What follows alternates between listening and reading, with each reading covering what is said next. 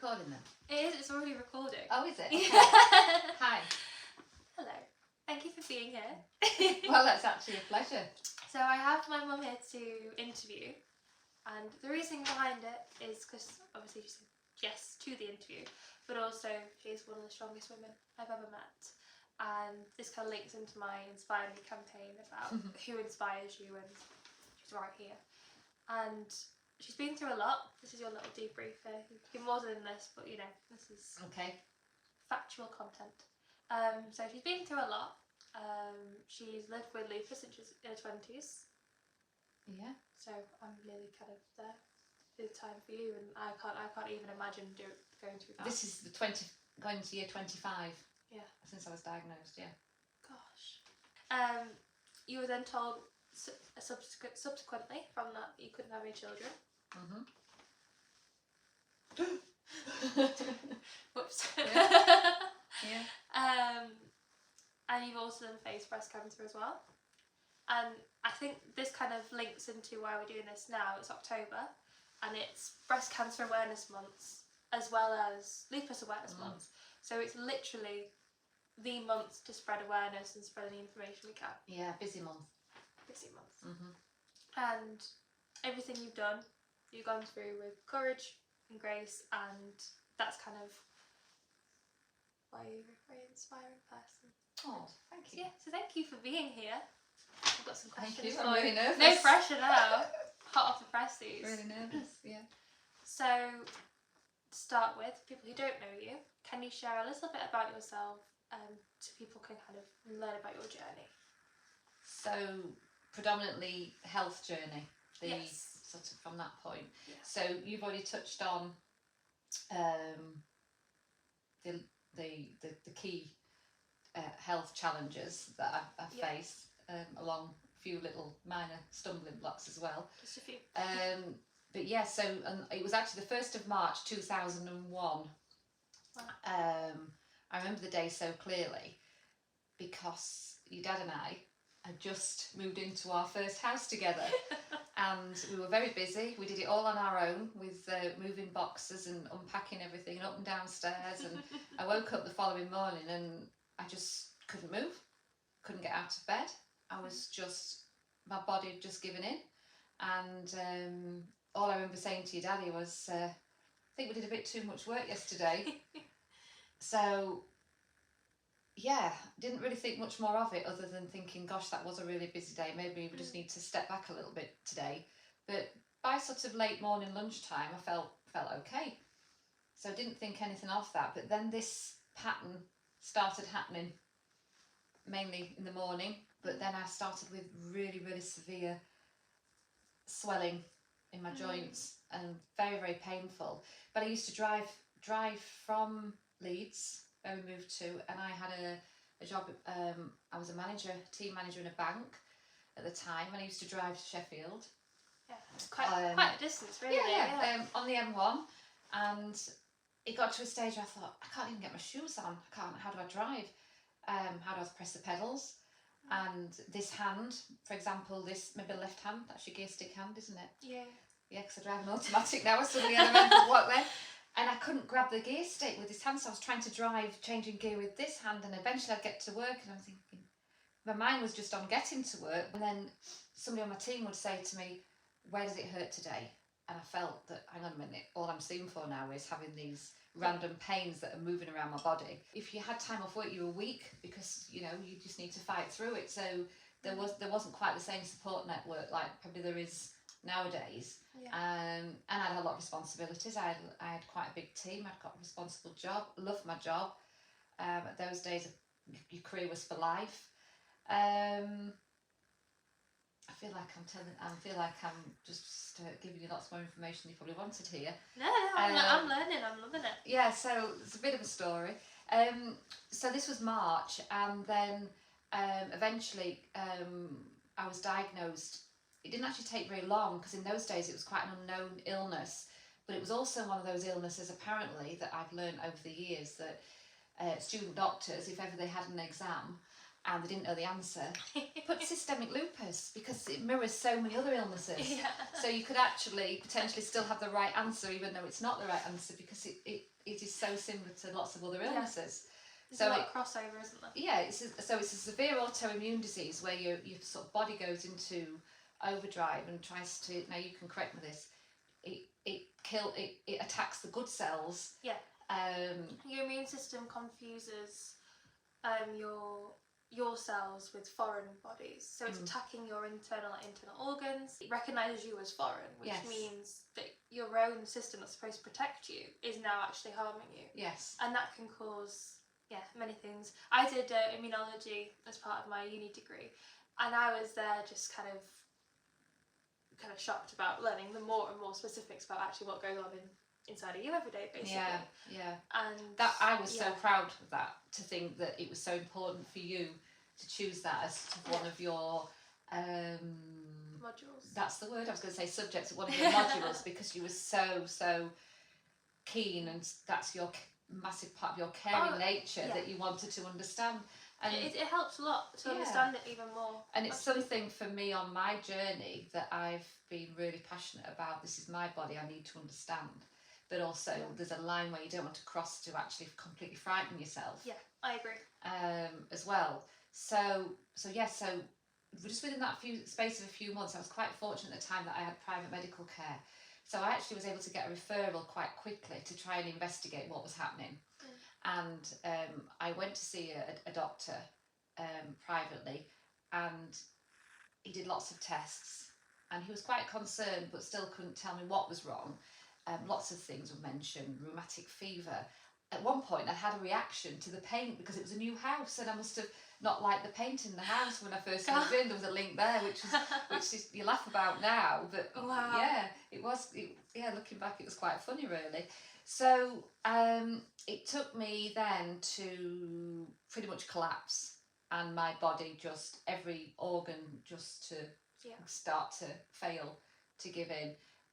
Blue lighted into hospital, and random things you remember. It was a Thursday, and it was a Thursday that I'd seen the doctor privately in the clinic, and Nanan, my mum, came to the hospital, and I remember looking at me, and then she left, and I thought, why does my mum not want to stay with me? You know, I know I've got John, but still, no matter how old you are, you know, you still kind of probably need your mum. Yeah. And she just left, and then the next minute, within about 15-20 minutes, there's a doctor stood at the bottom of my bed, and he's the same doctor that I saw privately, and he just looked at me and said, "Catherine, I've come to save your life." And I can remember those words. Yeah. And what had happened was Nanan went into this incredible overdrive of, I'm your mum and I will do absolutely anything, realised that he would be in clinic because it was a Thursday, that was his private clinic day. So she ran out of the hospital, the private clinic was across the road, and she literally pretty much dragged him to come and see me. Obviously there was no physical violence here, but you do anything when it's your own child. I really wish I'd have seen that. So totally out of character for Nanan that she did it, and that's what he did. He came over and he beat Mum back to the hospital. She had to walk back, he drove back, he didn't even give her a lift. So brilliant. The diagnosis then happened, and but at the time there wasn't really the support. It was lots of leaflets to read. Started on huge amounts of steroids, which had side effects in themselves. They've impacted on my bones now from the bone density. I was on them for years and years. I was very, very bloated. Yeah. I was quite controlled with my weight. I was quite fortunate there but I kind of knew with steroids, they say steroids make you put weight on, but then I began to understand, again, I'm not giving medical advice here, but it was more, it gives you a huge appetite, so you constantly feel hungry. Yeah. Therefore, you are going to want to eat quickly. Yeah. So I always remember Grandma and Nanan and your daddy bringing in carrot sticks and celery sticks and things, just because I wanted to eat constantly. Not that I'm particularly vain as such, but from a health point of view, I didn't want to start carrying a lot of weight because I was on a massive dose of steroids. So that's when the journey started, and But things have changed so much with the care and the treatment that I have now compared to then. I spent probably first 2-3 years of your life in hospital more than being at home. So if we skip forward then to, we were sat down, you will not be able to have children, which is not a nice thing to be told when you're in your mid-20s, you're wanting to get married, and your daddy and I knew that we wanted to have a family, but we just accepted it. Whatever they threw at us, we just accepted and thought, right, this is the cards that we've been dealt, without sounding deal with it. That's a very mature mindset though. At quite a young age, really.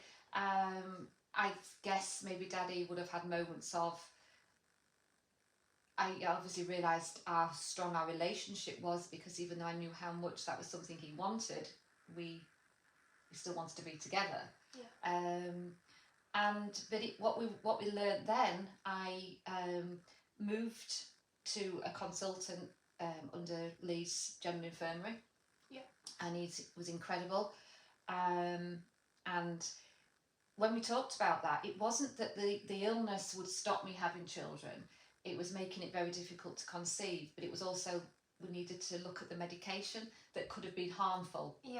So we looked at every medication that I was on, and one of them we said definitely we had to stop, because it was one that was never been tested for pregnancy and any issues, because it was normally prescribed to elderly, because it was a bone density sort of. There's a lot of arthritis that comes absolutely with it. Osteoarthritis in later life. So therefore, so it wasn't a danger to me day to day by stopping it. It was a preventative for later life, so we stopped that one. Then he said, you may struggle to conceive, and 9 months after getting married, little Eleanor appeared. A very scary time. Lots of scans. There were lots of risks of complications with carrying you. But I have never ever felt so well. I loved being pregnant, and I remember saying to the consultant, I need to be permanently pregnant because I feel so well, but please without this. And he said, did you know you're not the first to say that, because of it's such a change in your hormones, and there's an issue, during the pregnancy. But then at 7 weeks prior to you being born, I didn't feel too well. I worked in Leeds. I thought I'll have a little walk to the hospital and just get them to check me out. Blood pressure was through the roof. My ankles were so swollen. It was, you need to be in hospital. So can I just go back to work and tell them, please? So I did. I walked back to work, had a chat with my boss. I said, I need to finish work now. And I literally went into hospital that weekend. And you were born about a week later. And because they knew you were going to be born, they were able to give me steroids to help you, because the things with you that develop later on during the pregnancy was able to help with giving the steroid injections. And so you were born by cesarean, as you know. 7 weeks prem, you were teeny tiny, and they said that you'd be in hospital until your due date, but within 2 weeks you were ready. I was out of there. You were ready to come home. You were amazing. You were the fighter right from day one as well. So then it's been very, very challenging for the first 2 or 3 years of your life. But I have to say, and I probably have said this to you before, that the way you are, I'm a strong believer that you knew from day one about my health complications, and the way you helped me right from the beginning was because you were the most incredible, happy, settled baby, and you allowed me to be a full-time mum. I was able to do my job as a mum. I didn't add any extra strife on No, and I didn't have to I had such amazing support around me, but the people around me knew how important it was that I knew that my illness would not stop me from being the best woman I could be. And that was so important to me, and people around me knew how important that was. Absolutely. It must be hard when it does. You stop. You instantly feel you're failing. Yeah, and it's not what you want to do when as a mum. Then that's obviously 22 years ago. But about 14 years ago, I was asked to trial another treatment that hadn't been sort of really linked to lupus directly, but there was some results showing improvements with rheumatoid arthritis patients. It was a leukemia drug originally. Yes. I learnt about it at uni. Yeah. So it is a chemotherapy drug, isn't it? Yeah. And they asked if I would trial it, and at the time I was having it every 6 months, going in, having an infusion for the day. 2 weeks later, go and have another infusion, and then repeating that every 6 months. And my goodness me, it was an absolute game changer. Yeah. Aggressive treatment, but then my quality of life has improved so much, and that's 14 years now. So now it's once a year. Once a year. And so I see it as my sort of maintenance. I'm going to go and have my fix. MOT. Going to go and have my fix. Yeah, but I think now, of course, I do so well. We don't talk about it, and this is really strange having this conversation now, because it's just part of me. But I have to just give myself a little reminder occasionally. There'll be a little twinge, and I'll think, okay, yes, I know you've not gone away. Yeah. It doesn't define you every day. No. And then I think that's so powerful. That very strong. That shows the strength that it's not you every single day. But then I think it's sometimes you then do too much because you forget. Yeah. I'm not kind to myself. No. And this is the one thing I that tell I'm her going off to. for this. You do. So then, 2021. Yep. During COVID, we were still in lockdown at that point. We'd had the first lockdown, hadn't we? March to July. We got out and then it went back in again. That's right. Then we got to Christmas and we had that, went into lockdown again in the January.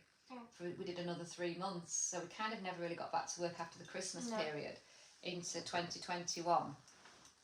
And it was February, and I was just out walking on my own, because obviously during the first lockdown I didn't even step over the door because I was clinically extremely vulnerable. Is that the correct term they use? Yeah, we didn't go anywhere. Yeah, so I was out walking on my own in February, and I'd noticed something, a lump, and I'm not saying I ignored it, but I did what I thought was the right thing. I had a full cycle. Yeah. And then, because your body's obviously lumps and bumps and things change Yeah, during absolutely. that time. And then it didn't change, so I was out walking and I didn't even hesitate. I just got my phone out of my pocket and rang the doctors. And they rang me back and said, "We want to see you." And I went down and I went straight on the fast path, the cancer fast You're path. fast tracked. Yes, so you had to be seen within 2 weeks, and it was all a bit, this isn't real. Why have I done this? And all the time it was like, I'm wasting the time. Why did I do this? But there's a little voice saying there was a reason. Obviously, I needed to do it. You've got to look after yourself. I did tell your dad, but then part of me was like, oh, I'm not going to tell him. But then we don't keep secrets, so it was the right thing to do. And I can't remember now, Eleanor, whether I told you. You didn't tell me straight away. You told me in mid to late March. I think we were waiting for results. I'd been in and I had the biopsies and the scans. Yeah. And I knew that I couldn't, because it was on my mind. We know each other so well. You would have picked up on. I did. I was there like, come on, what's going on? Are you okay? I knew, but I didn't know what was going on. But that was in March time. But I think you hadn't got the results back because it was very much don't panic until you know what's going on. Not panic, but you never assume anything until you have the concrete yes or no. No, and I think so many people go through this journey of going to the hospital within 2 weeks, getting the checks, and I don't know, probably obviously a very high percentage. Fortunately, it is nothing. So I kind of expected that I would just be in that bracket. Then going back on the 31st of March, because my birthday is the 1st of April. Yes, I am an April Fool.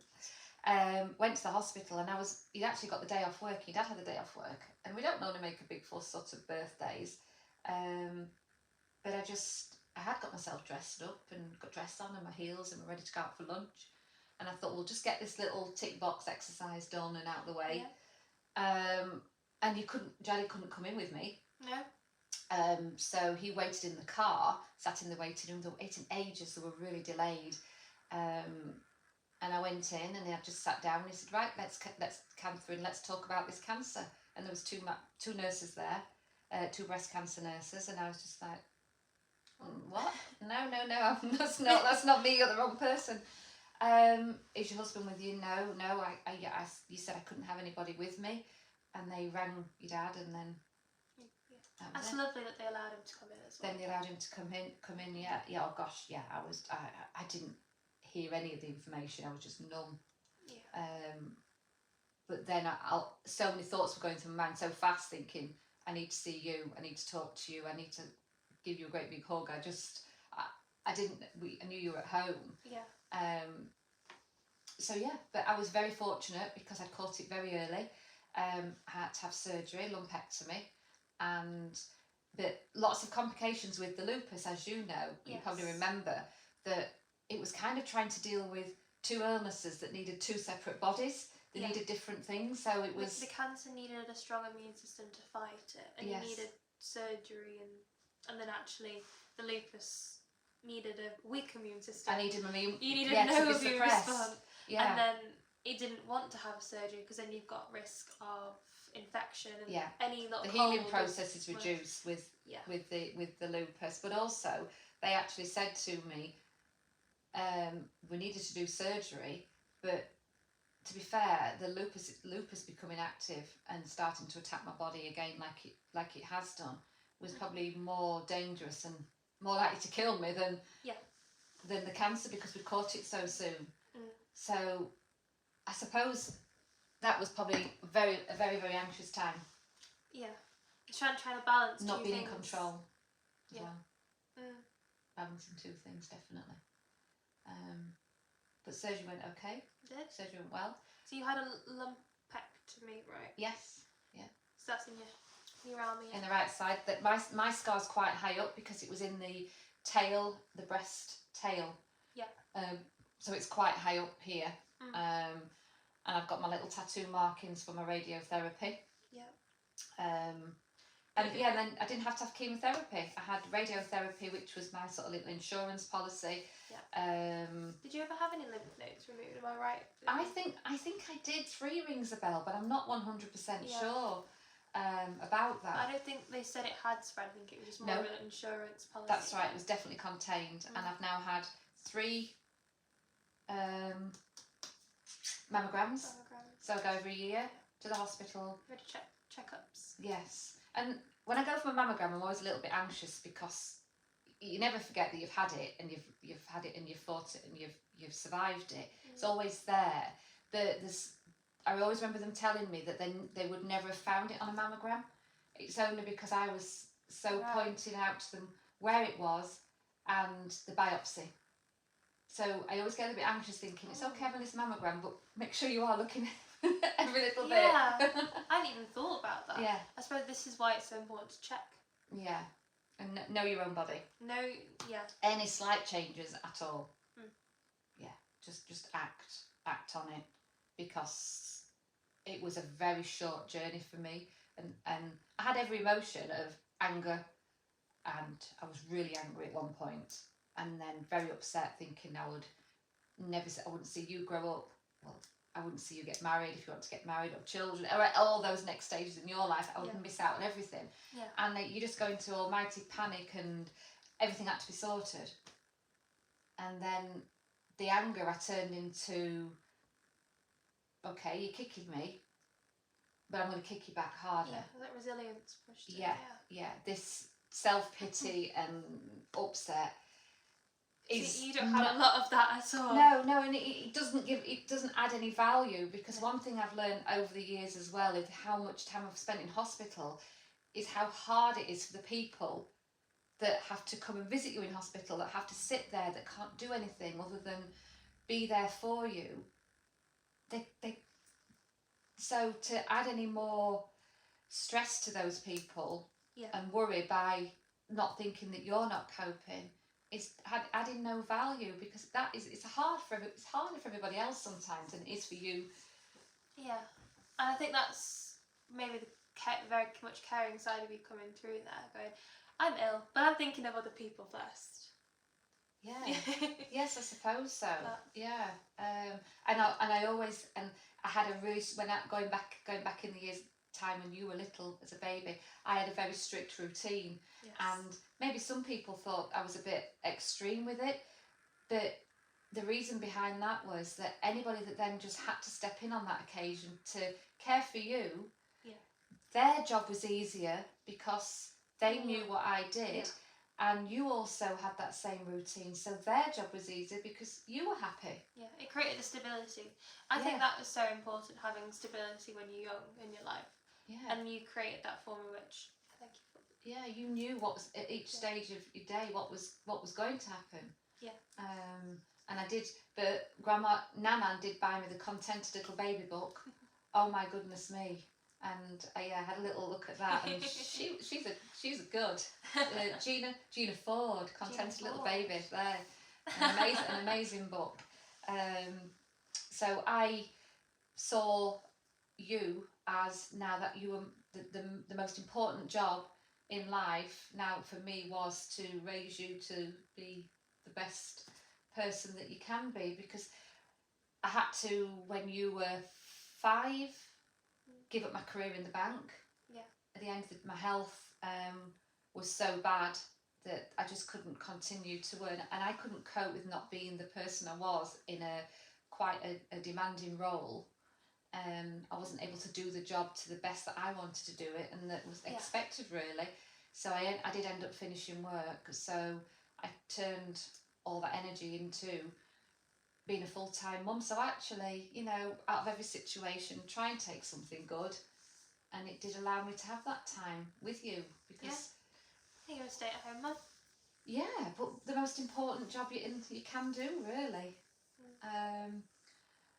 So yeah, and then I had decided to have this bizarre idea of starting my own business, didn't I?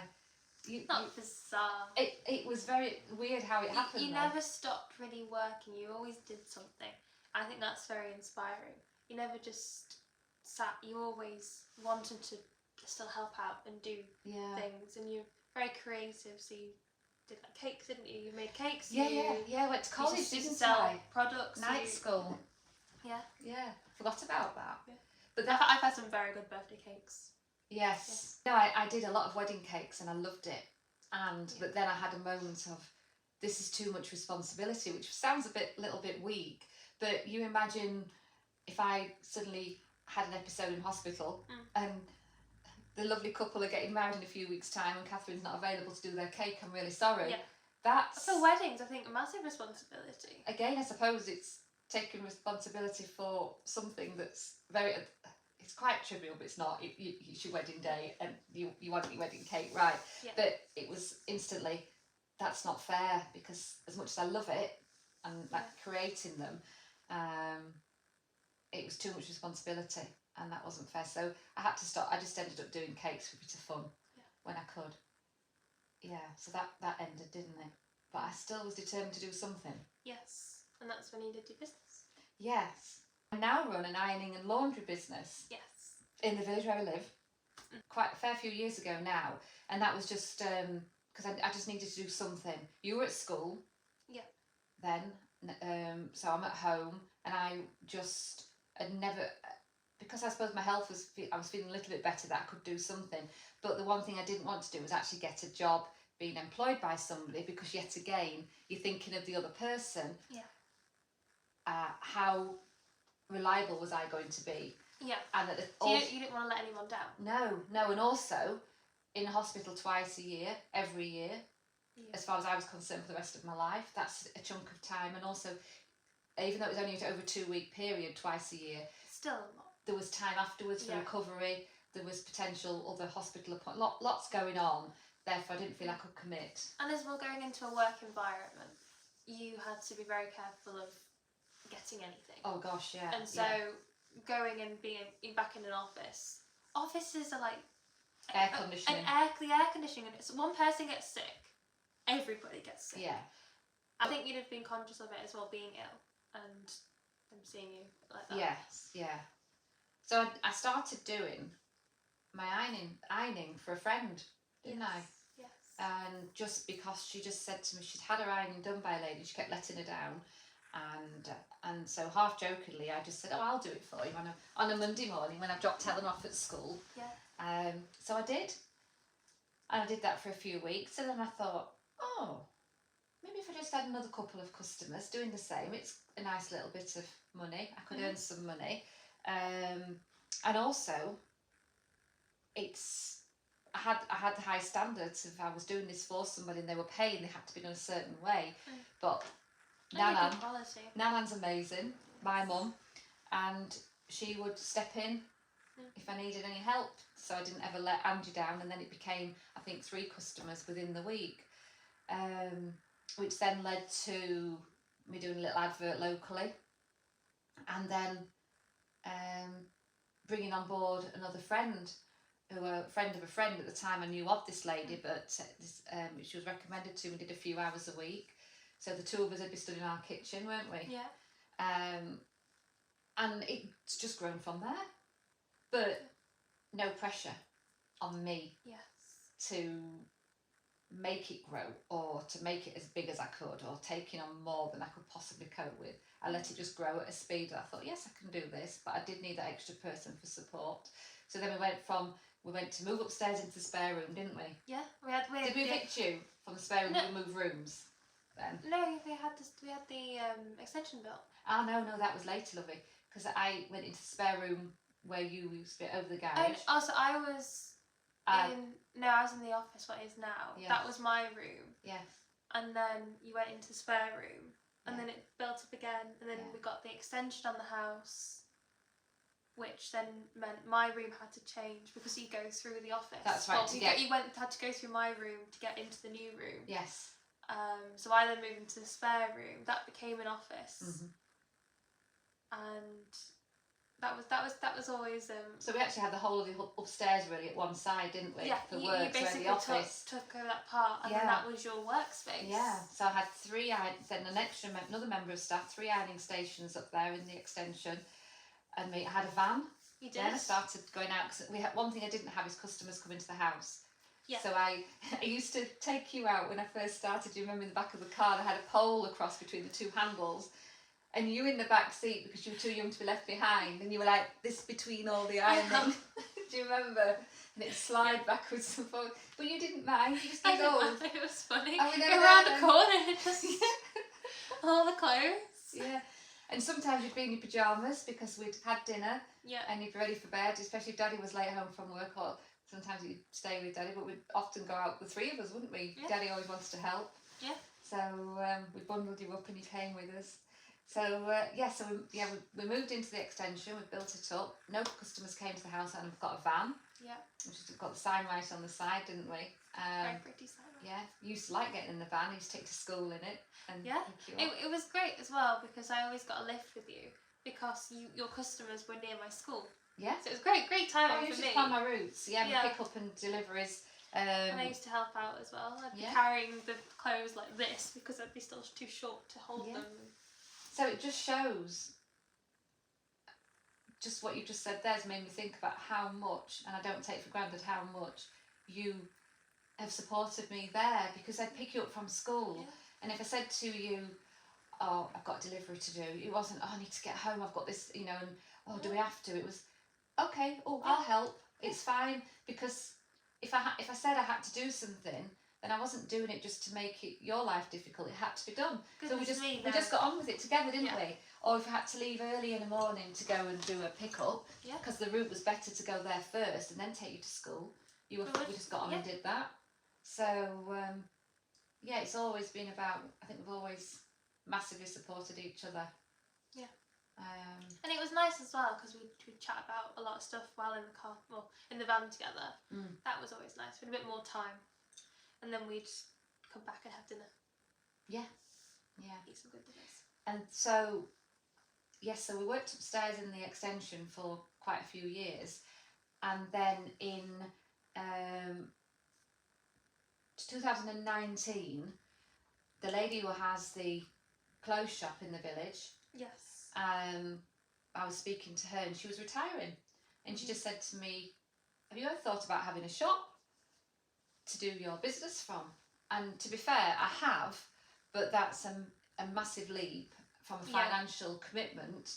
Yeah. Still always at the back of your mind thinking about your health, even though in my mind I was doing really well, that the illness hasn't gone away, it's still there, it's just better controlled. Yeah, it's still a responsibility. It's still... Yes. Yeah.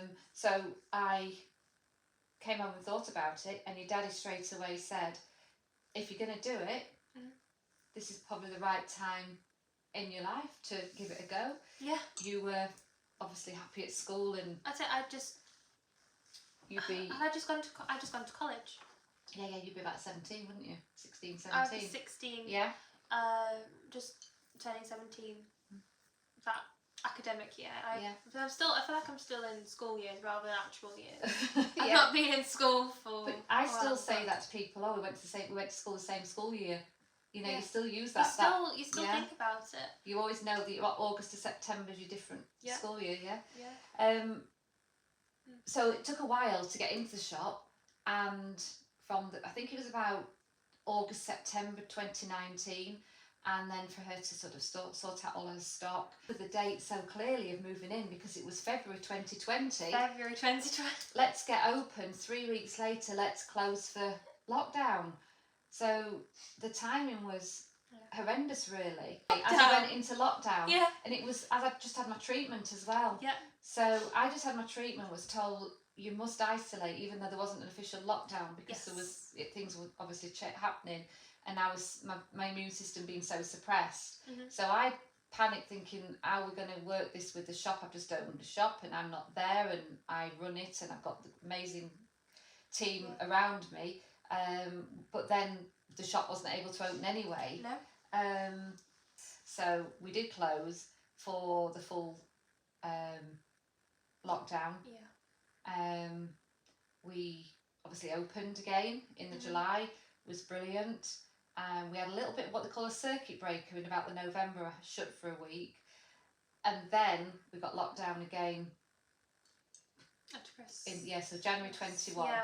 Then we've going back to, that's when I got my cancer diagnosis. Yeah. Just about to reopen in the April, and then the week before you can't, because you've got breast cancer. Yeah. So it's crazy. It's how many times am I not meant to be in this shop? Yeah. No, it's okay. You're kicking me again, but we'll still kick harder. We say that a lot, don't we, Eleanor? Yeah. So I managed to open. I've got an amazing friend who's got lots of amazing friends, haven't we? Got many. But in particular, friend whose daughter had just graduated from university, and she offered to support me because it was May time and she was starting her graduate scheme in the September. So she'd got these few months, and she just stepped in and helped me keep the business running, because obviously I had to have a little bit of time off. I did go in the day after my surgery, which was really nice. I didn't try. Yes. I just had to But sort of say hello. It's on your right side as well, so it's your ironing side. Oh yes. So you weren't allowed to do any physical. No. Or even lifting. But just to be in the shop was just so wonderful. Again, it was all that coping mechanism and just having a little bit of normality there. I would say it's normality, absolutely. Yeah. So she, that was wonderful. Kept it going, and then went back to start her grad scheme. I actually took on 2 new members of staff, and one of them in particular is still with me now. Yeah. Because what happened then, got back to work, didn't I? And then about 2 weeks after I'd finished my radiotherapy, I had a little accident, didn't I? A little fall down steps, and very badly broke my wrist. Yes, your left. Yeah, this one. Left side. So now both sides don't do any heavy lifting and carrying. So it's not funny, but then it's like actually. So it's more just, time the off. timing was just. Yeah. And I was about to go off to uni. So that was also, I was leaving. But you weren't going to uni, if you But remember. You were deferring a year. Yeah. But then on the day after you got your results, so you phoned me, you were at home with your dad, and said, I'm going to go to university, I've decided. And I said, and all at first, the first thought I had, who's going to brush my hair for me? Yeah. Have you ever tried to show somebody how to put a bobble in hair that has no idea? I had ponytails stuck out here. That was your dad's attempt. I knew how to tie your hair back. Yeah. But, Yeah. But I was so proud of you going off to uni. Mm. And then I remember packing, and I still helped you pack up, but I had You the did? biggest pot on my arm, didn't I? Massive. Yeah. And yeah, moving into my first year combination, you carry one little arm and just like things, and you're the observer to say, right, this goes here, this goes here. And my room was very nice, very well organised. I just got involved and did as much as I could under the circumstances. So that was September 21, wasn't it? And then touch wood, I think we've done okay. Yeah. Are you going to ask me any? Have you got questions to ask me? Or it's nice to just feel like we're having a little chat. Digress. It's lovely. Go on. If you've spoken a lot about your journey, then sum it up in a few words. How would you describe it in your own words? My journey, gosh. You've given us the down low of what's happened. Yeah. I mean, you've still missed out some more recent things as well if you wanted to go into them. Because obviously your cancer was linked to hormones. Oh my gosh. But it's up to you, that one. Yeah. I remember these things, clearly. It's just trivial, really, but it's not, is it? So does that allow me to sum up with... You use that word resilience, but I never actually think about how it's affected me, because I am who I am. That's been my journey, my life so far, and that's who I am, and that's what's being thrown at me. And there's no point ever using the words why me or pity or anything like that, because it adds no value. But yes, so last year in April I started feeling really unwell, and when you're not well, when you've got a chronic autoimmune disease, straight away is, it could be the lupus. It's always linked to it. But we've got very, very good GPs where we live, and I was very fortunate that I was kind of thinking what my symptoms were. Well, I'll just have to ignore it, just get on with it. And his words were, no, whatever it is, we will help you and we'll talk about it. Yeah. And I was having very, very heavy periods. Yeah, because with your breast cancer, you had to go on hormonal, not suppressive. My cancer is hormone estrogen fed. Yes. So I've just turned 50 in April, so a different stage of your life. Things were starting to change, and I started with the most horrendous pain, gushing noises in my ear. And I'd walk upstairs and I'm so breathless, and all you think is, gosh, Catherine, you're not very fit. Not that there's something wrong, it's just me, I'm not very fit. But anyway, when I went to the doctors, they rang me straight away the following morning after doing some blood tests, and my haemoglobin was incredibly low, that I was rushed straight into hospital for a blood transfusion. Yes. If you remember. Mm-hmm. So it was World Cup, or was it Euros, whichever one it was, in the summer of that year, last year. Yeah. Because we watched the final in the hospital. Me and Daddy on the phone. So I remember that. But they didn't mess about. They just said every time this happens, because of the lupus. I don't know whether it's something to do with the lupus doesn't help to slows down, or something to do with your haemoglobin levels doesn't reproduce or make, or I mean, again, I'm not medical. Your haemoglobin levels were very, very low, and it meant that your oxygen levels couldn't recuperate, and they were very low. So haemoglobin in your blood is what attaches to the oxygen and carries it around. Yes. So they suggested that I had a hysterectomy. Yes. So in October, I had a full hysterectomy. Yeah. Forgot about that. How do you forget about that? That's so bad, isn't it? But what I do remember having about a hysterectomy is that a week later, which is so bad, but I just did not want to miss out. I was so looking forward to going. I went to the Miss Great Britain final with Eleanor a week later. You're all strapped in, you had all these things over your tummy. Yeah. And I said to a lady that we met in the hotel foyer to go to the arena, which was like 5 minutes walk, and I said, I think we'll get a taxi. And me being so blasé. So nonchalant about it. The lady said to me, it's not that far, is it your heels? You can't walk in your heels. I went, the heels are fine, I just had a hysterectomy last week. I just can't walk very far. Oh yeah, I think we should get a taxi. So Yeah. we did, didn't we? But we literally got in the taxi and got out. Yeah. It just seemed to be no distance at all. Yeah. And then I was out with you till 2 in the morning in a nightclub. Yeah. And then I couldn't sleep because I'm thinking that was so stupid of me, so ridiculous. That what if I've But caused myself? you weren't jumping around. No, you weren't. no. It was very much. We went to the event. We sat, and then even the nightclub, it was more of a sociable. But even then, though, Eleanor, I didn't sit. Nobody thinks to offer you a seat because nobody knew. Oh no, there was nowhere to sit, and all I wanted to do was sit down and ask somebody, please, can I have your seat? But they'd have been like, well, why should you have it any more than me? So we just got on and we had a good time. We did. But I was a little bit scared afterwards then. Yeah. And I didn't tell anybody at the time. Well, your daddy knew and your nana knew, but I thought they'll just think I'm very, very silly. But you wanted to, and you didn't let something else impact your health, impact what you wanted to do. No. It didn't impact your life in that respect. But then you were still mindful of it. You weren't stupid. No. We sat down. We didn't have a drink, did we? No. We did. No. Your daddy drove me down to Leicester rather than getting to know where I could get on a train. Yeah. Or obviously I couldn't drive. So he dropped me off at the hotel because I met you there, didn't I? Because you were still at university in Sheffield. Yeah. We met there. So you I got came the by train. train. Yeah. So that was really bad. But it was just purely not wanting to miss out. FOMO. So I still haven't summed up in 3 words. Did you say 3? I said a few. Yeah, a few I mean- words. So definitely resilience, but also just it's kind of accepting what life throws at you and making the best from it, taking the best from it. But I don't sit back and accept it. I actually think it's just another challenge, and it's just another challenge that makes you the person that you are. Yeah. Builds character. Yeah. Yeah. I agree. I think that's a good way to do it. This is like really out of my comfort zone talking like this. I mean, we chat lots, obviously. We do.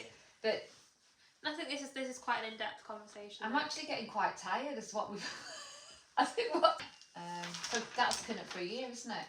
Was it the 8th? 18th. No, 8th.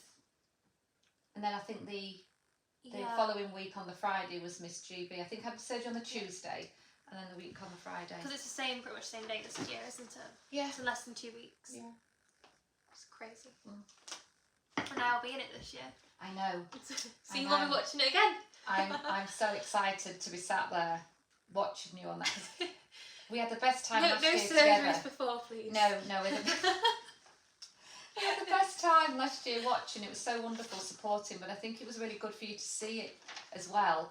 And the fact that you are in the final this year is just incredible. I am really, really excited. Yeah, I am too. It's come around so fast. And mental. Yeah, it's crazy. It's really exciting. So so that there, I don't know what other words were the words to use, but I think that's. To be fair, I'm just. Just you. Yeah. As you're proud of who you are. But what makes me the most proud of myself is you, because as a parent, you have to take credit for. You can take credit. Yeah. I mean, you soon criticise if your child's not how you want them to be. I don't know, but you are massively you're my rock, and we're very different, but also I'm learning from you constantly, and often I say to myself, gosh, I wish I could have been more like Eleanor when I was your age, especially in your lack of fear of when you were at school, how you just got on with it, and you weren't. I just spent more time worrying about what other people thought as opposed to focusing in what was important at the time at school. Yeah. We'd have been good friends. I'd love to have had a friend like you at school. Yeah, definitely. It would be amazing. And I come to you now and ask you what about the situation, and we talk about it. So it works both ways as well. Yeah. I give good advice too. I like to think I give good advice. But maybe something that I did as a mum has added to a little bit of the way you are. I think you learn from people around you, don't you? And you. Or maybe you thought, I don't ever want to be like that, so I'll do the opposite to what you want us. I don't think it's that one. Oh dear. I mean, that kind of comes to one of the questions is, what are you most proud of? And I think, am I right to say that I can put myself in that answer? Yes, and just being here. Yeah.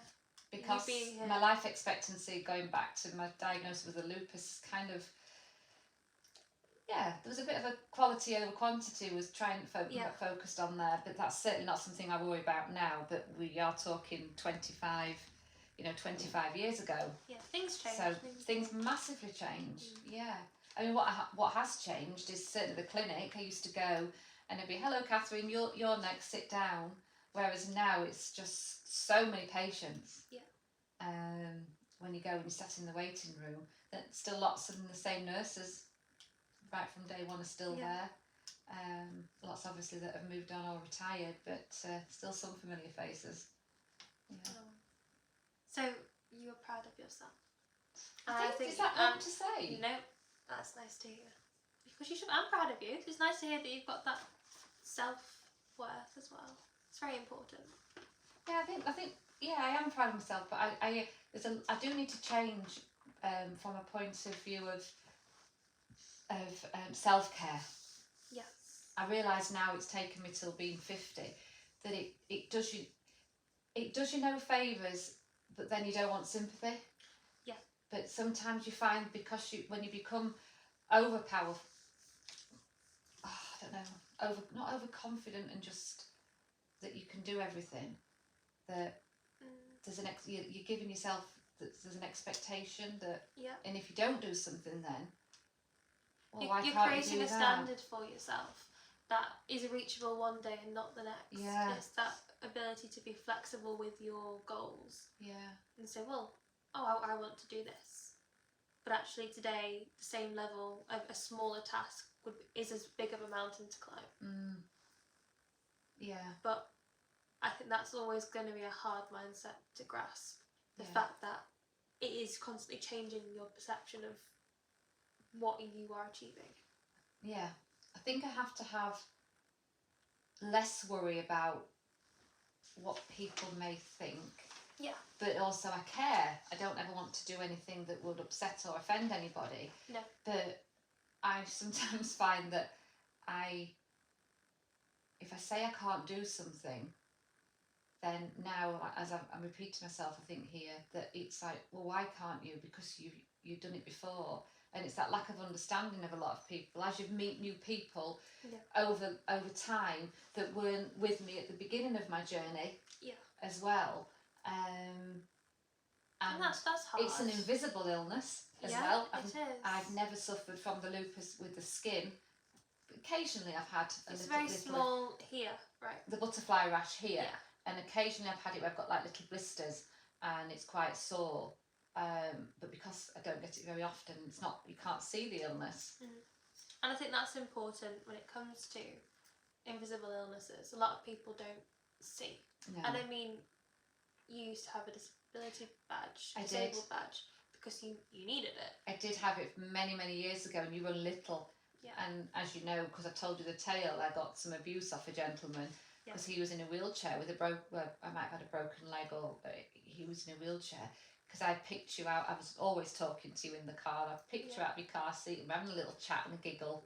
Yeah. And I put you in your car seat, and he just came over to me and gave me so much abuse. Yeah. Brought me to tears. It was awful. But your dad worked in the supermarket where I was, and I just went in to speak to him, and they actually went and had a word with this gentleman, and he apologised to me. They didn't know that your dad worked there, but he did apologise, and it was really, really mean of him. But there are obviously there's different people in this world. Yeah. But I think there's still you should never judge somebody. And if someone is perceived as looking well, and there's someone else who doesn't look well, you can't quantify how they're feeling and it's never comparable. No. And you should be proud of having those good days rather than being like, oh, if I'm ill, therefore I need to present myself as ill. Yes. The inner strength just to keep going, and a big part of that is the people that are around you. Yeah.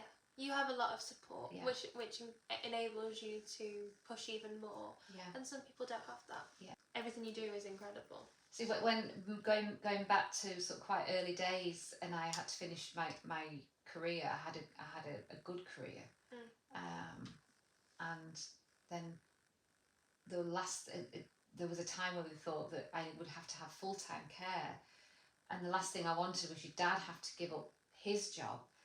So I was very lucky there that I'd got you were amazing, and support of my parents, your dad's parents, that allowed your dad to continue working. So one thing that was that helped me cope then, because if I was also sat at home worrying about, is your dad going to be able to continue work? Yeah. How are work going to be with him? How supportive are they going to be? Are they going to tolerate him needing time off?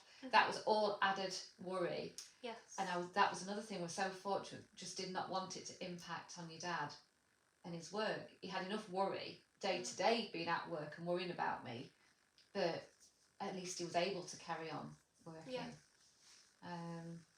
That support network is so important. Massively. It's to keep that normality as much as possible. To keep. Yeah. And I think it's there more now in the working environment than probably when we were. There's a lot more support. Yeah. And I think that's fantastic, because you need it. Yeah. You need that. Even, I know obviously it's work, but it's still part of your life, and you don't just shut off and nothing else in your life matters. It's still mental there. well-being is so important to allow you to, you know, your daddy only has to say to who he works for, if he said, I just need to chat, or I'm struggling, or anything, they'd be there for they'd be him. there. Yeah. If ever was in that situation where he needed that. And that's important. Yeah. So important. Yeah. Okay. I think that's what I might bring in this question I've got here then. From what you've spoken about, what would you want people to take from that? What's like the kind of the going away message? From what we've talked about. Yeah. They'll be thinking, gosh, she can talk. I didn't realise I could talk like this. Goodness me, yeah. Yeah, I didn't realise. It's wonderful. I'm very positive, and I've taken lots of obstacles, if you like, along that I faced in my life, and I have been able to beat them to a certain extent, and however high that wall was built in front of me, I was still able to jump over it and carry on with my life. But I also accept that I'm very, very fortunate to have so much positivity around me and so many other people to keep going for. I'd never want anybody to take from this that they haven't quite got as much of that. Therefore, to cope and carry on, unless you've got that, you can't. So I don't want to. Yeah, I understand. I don't want to panic. I want to be able to help people, and talk to people if there was ever that opportunity. And I would always be speaking very positively. Therefore, to some people it might be too much. But if they could just take a little bit of something away from. Yeah, I like that. It's sometimes if you're in a place, that positivity isn't going to be productive. No. But also, I don't think you are a very positive person, but I think you've got a lot of realism as well. Yeah. And you appreciate everything you have. You're not just taking it for granted. No, not at all. And you say about you can do so much because you can. You've got that support and you've got that situation, and you appreciate that. And it's understanding that there is differences, and therefore it's potentially people seeing what you've accomplished and what you've done as that little bit of inspiration, that potentially, there's someone else has done this, therefore I can. Because even though you have a lot of support, a lot is down to you. Yeah. I mean, if I was to write down everything over the last even 20 years of what's happened, I think we've touched on something. There's lots of other things health-wise that's happened as well, but we've touched on the main things there. If I actually did write everything down and talk about everything, I probably would find it overwhelming and could potentially have a little bit of a bit of a wobble. So there's a certain amount of burying your head in your sand to cope. Yeah. And also understanding of what's happening. And again, I think we've mentioned it, having a certain line that you don't cross because you don't want to overwhelm yourself with too much. Yeah. It's not putting your head in the sand, it's just a little bit of, I know what I need to know. Yeah. Any more, and that's too much. Yeah. Yeah. I agree. Yeah. So more self-love. Always self-love. We need. Yeah. It's so important, having that positivity towards yourself. Because that's it, you're stuck with yourself. I want to be here quite a bit longer. I personally would like you to be as well. Got a lot more mischief to cause. God, yeah. Yeah. Oh, you do. I've got loads of questions here, but actually you've covered most of them. Have I? I've not given you a chance to ask me them, No. have I? So, I know I was going to say, can I say something because I've said so much, but I really, really enjoyed talking to you like this, and Good. I didn't think I would. I didn't know what you were going to ask me, or I was put you on the spot. Yeah, but I'm so humbled that you wanted to do this. Oh, absolutely. And we are so close as mum and daughter, but I use the term that we're friends. Of course we are, because we like each other and I like spending time with you. We are. I love a day where we just go out, two of us, and have fun. We have such a good time. And but we only ever want to make each other happy. Yes. But then, why would we want anything else? Yeah. Thank you. No worries. I think I feel. Do you feel good? Yeah, I feel sort of.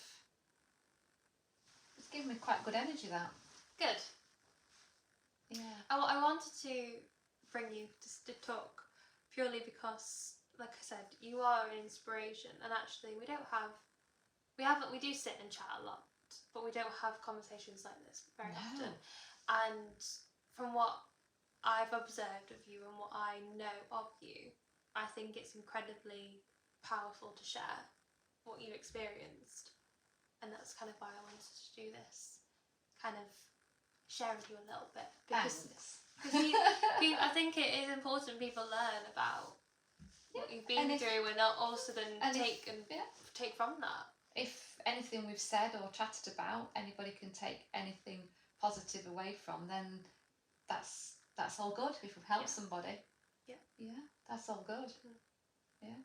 And you should be very proud of yourself. Thank you. Proud of you too. Thank you very much. Thank you. Over and out. Over and out. Did we just put thumbs up? That's so your dad's fault, isn't it?